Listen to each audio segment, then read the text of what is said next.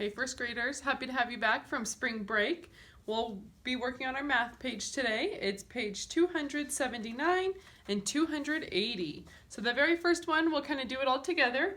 So it just asks us to match the temperatures with the weather conditions. So the first one, it says 74 degrees. The next one, it says 28 degrees.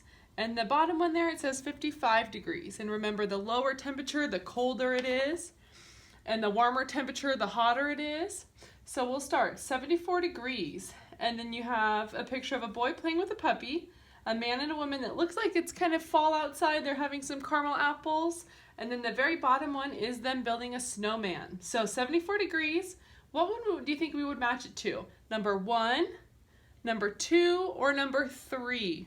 That's right, number 1. Great job.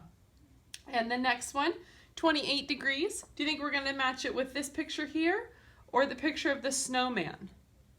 Do you think it's picture 2 or picture 3? That's right, it's picture 3 with the snowman because the kids are outside playing in the snow. And then the very last one, we know that 55 degrees will match the middle picture here of the people that are outside. It kind of looks like fall. And then we'll move on to we're going to match our quarters or our coins. So we start with 90 cents. And we just want to draw a line to whatever one we think it matches. So we have 3 quarters, 2 half dollars, 10 nickels, or 9 dimes. So we know that 3 quarters, if we count, we have 25, 50, 75 cents. So that's not it. And if we have 2 half dollars, a half and a half, that makes a whole. So that gives us $1. So we know that's not it. And 10 nickels would give us 5, 10, 15, 20, 25, 30, 35, 40, 45, 50 cents. So we know that's not it.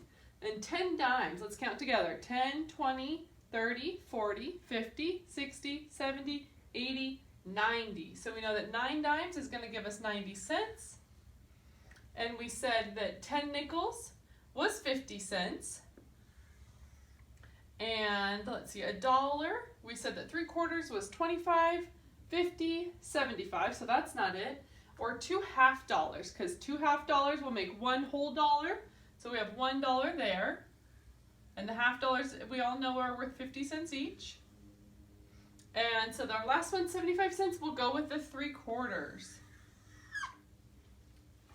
And then next on our page, we're just going to solve some of these combinations here. So we'll start with this one, and remember we always start with the ones column first. So 2 plus 5, we all know is 7, plus 1 gives us 8. So we'll put our 8 in the ones column right below, and then we'll move to this one. Since we're not carrying, we don't have anything to write above, so it's just 3 plus 4, which is 7, plus 8 and 9. All right, so 98 here, and then we'll move to the next one. We have 1 plus 8 plus 0. So we know that 1 plus 8 gives us 9, and then we don't have to add anything here at the bottom. And then we have 7 here. So we have 7 plus 1 is 8, plus 1 more gives us 9. So 99. And then this one here, and this one on your paper is the fourth one in the second row. So we know that 3 plus 8 is 11. So we're going to put a 1 there, and we're going to have to put a 1 here because we're carrying our 1s over. So now when we add the tens column, we'll have to add 1 plus 4, which we know is 5, plus 1 more. So we'll have a 6 there. And we make sure that all of it's lined up in our 1s column and our 10s column. And there's a few more for those of you to do on your own. And then on the next page, we're going to count backwards from 100 to 10. So we'll start at 100 here, and if we count backwards by 10, how are we going to do that? So we know that if we count forwards, it goes 10, 20, 30, 40, 50, 60, 70, 80, 90, 100. So now we have to count backwards. So we know that if we count backwards, right before 100 is going to be 90. And then we know that right before 9 comes 8. So we have 80 here. And right before 8 is, everybody? That's right, 7. So we'll put 70 here. And then before 7, we have 6. And then before 60 we have, that's right, 50. And so then the next one before 50, if we just count by tens, what is 1 below 50? 40, great job. And then we know that right below a 4 is a 3. And then right below 3 is a 2. So let's count upwards just to make sure that we have it all right. We have 10, 20, 30, 40, 50, 60, 70, 80, 90, and 100. And then the next one, I'm going to read you a little story, and you just have to mark under the one that doesn't belong. So right here on your paper, when you hear the story, if one of these doesn't work with it, whatever fact is not needed is the one that you'll mark under. So for A, the very first one up here, 6 bees and 3 flies were buzzing around a lemon tree. There were, 3 more bees came to join them. How many bees were there altogether? Mark under the space of the fact that is not needed. So we have 6 bees and 3 flies, and then we have 3 more bees that came to join them. So now let's look. We have 6 bees and 3 flies and 3 bees.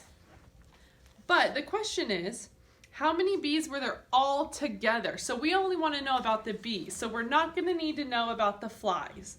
So you'll just mark that bubble there with the flies because we don't need to know about that. And then for B, the family was playing miniature golf. Mom made 4 holes in 1. Dad made 6 holes in 1 and Alex made 2 holes in 1. How many more holes in 1 did Dad make than Alex? So all we want to know is about Dad and about Alex.